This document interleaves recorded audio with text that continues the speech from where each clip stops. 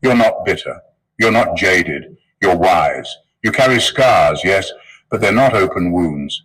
They're maps now, blueprints of how healing is possible, how survival doesn't mean shrinking, and how even the ugliest seasons can birth something sacred.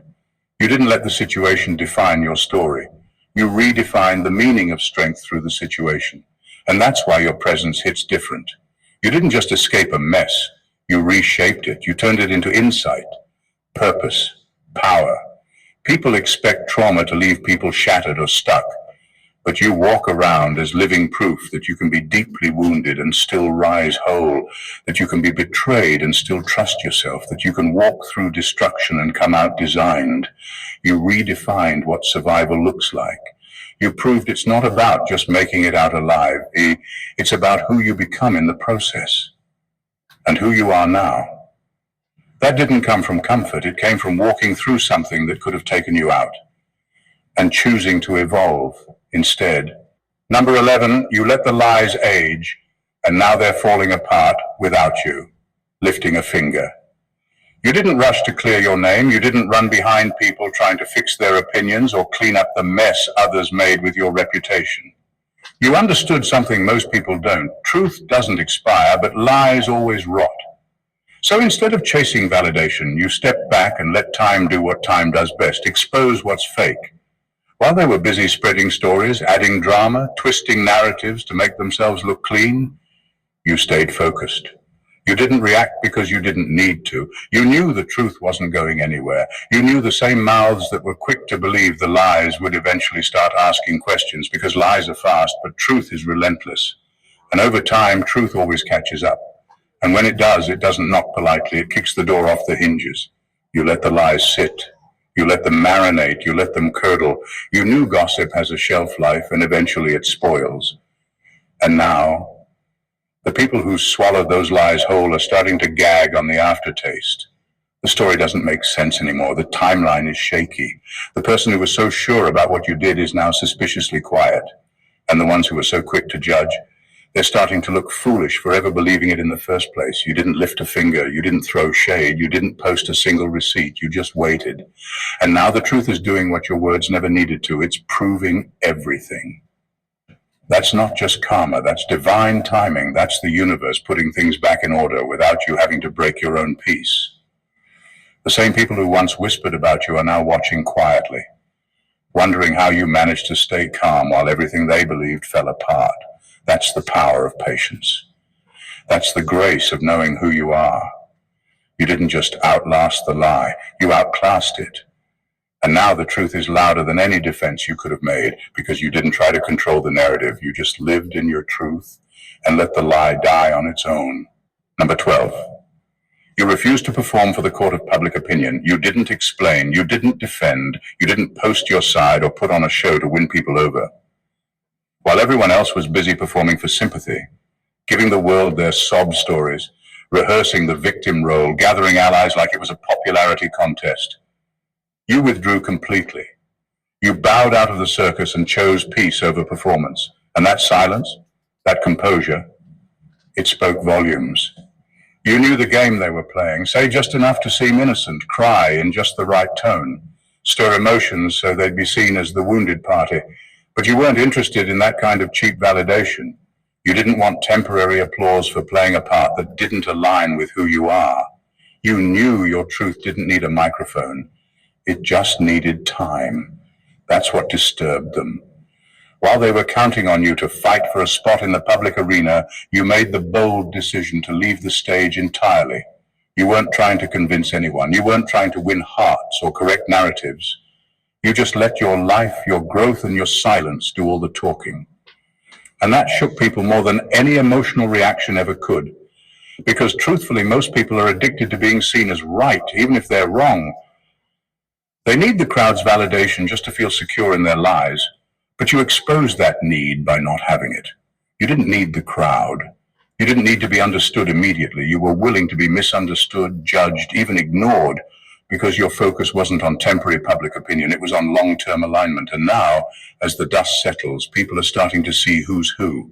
The performance is cracking, the attention-seeking is getting old, and your quiet integrity, it's rising above all of it. You didn't fight for the spotlight. And that's exactly why people can't stop watching you now. You showed that walking away isn't weakness, it's wisdom. And that not playing the game is sometimes the most powerful move on the board. Number 13, you didn't hide the pain. You held it with wisdom. You never denied the pain. You felt it, all of it. The betrayal, the disrespect, the emotional weight of it all, you didn't numb it. You didn't fake a smile and act like everything was fine. But what you didn't do is let that pain mutate into something toxic. You didn't let it turn you bitter. You didn't let it harden your heart or poison your spirit. You held it fully, honestly, and you carried it with wisdom. Most people don't know how to do that. They either bury it deep or lash out and call it healing. They pass their pain to others, trying to relieve themselves by inflicting the same wounds they received. But you did something different. You processed it. You sat with the grief. You honored it. And then you did the sacred work of metabolizing it, transforming it from something that could have destroyed you into something that built you up. That's emotional maturity most people never reach because it's not loud. It doesn't get claps. It's done in private, in silence, in moments when no one's around to applaud the strength it takes to not become what hurt you. And that's what makes your energy so different.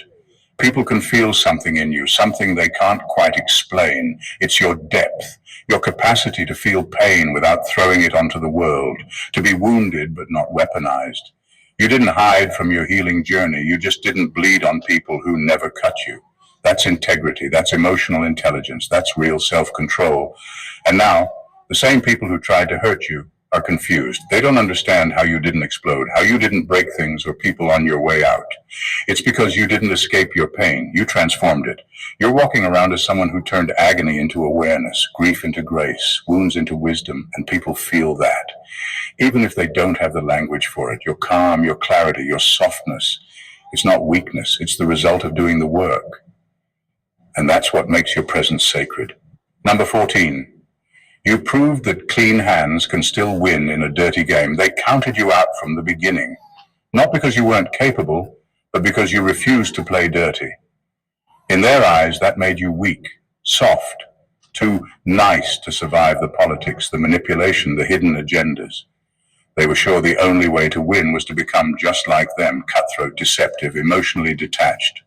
But you flipped the entire game on its head by doing the unthinkable. You stayed clean and still came out on top. You didn't compromise your values. You didn't sell your soul for a shortcut. You didn't get ahead by stepping on people, lying, or playing psychological games. You didn't water yourself down or become someone else to earn a seat at the table. You walked in with integrity, sat down with peace, and watched the whole room shift around you. And that's what messed them up. Because everything they thought was necessary, the schemes, the fake alliances, the slander, you bypassed all of it. You made it clear, I don't have to destroy to succeed, and they didn't see that coming. You proved that patience still works, that authenticity still works, that dignity still wins, even when the system is rigged. Now they're scrambling, because if you could win without stooping low, it means they didn't have to become monsters to survive either. It means they chose that route. That's the uncomfortable truth your victory exposes. You shattered the old belief that goodness always finishes last, that grace equals weakness, that clean hands are useless in a dirty world. You've made them question everything they once believed about what it takes to succeed. And the most powerful part, you're still rising. You're not drained, you're not bitter, and you didn't lose yourself in the process. You came out better, not just on top. That's rare, that's divine. That's the kind of win no one can steal, because it wasn't built on illusion, but on unshakable character. You didn't just win the game, you redefined it. And now the same people who dismissed your approach are secretly studying it. Because in a world that rewards corruption, you proved that righteousness still reigns and wins. Let them talk. Let them wonder. Let them spin their stories and pretend they never tried to tear you down.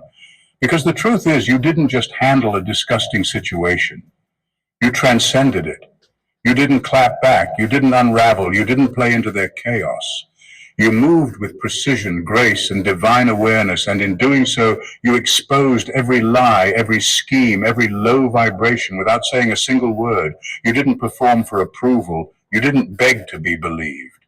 You let your life speak, and now it's shouting loudly. You've become undeniable, not because you scream for attention, but because you earned it with composure, wisdom, and a level of restraint most people wouldn't last 5 minutes trying to maintain. That's what's haunting them. Not that you survive, but that you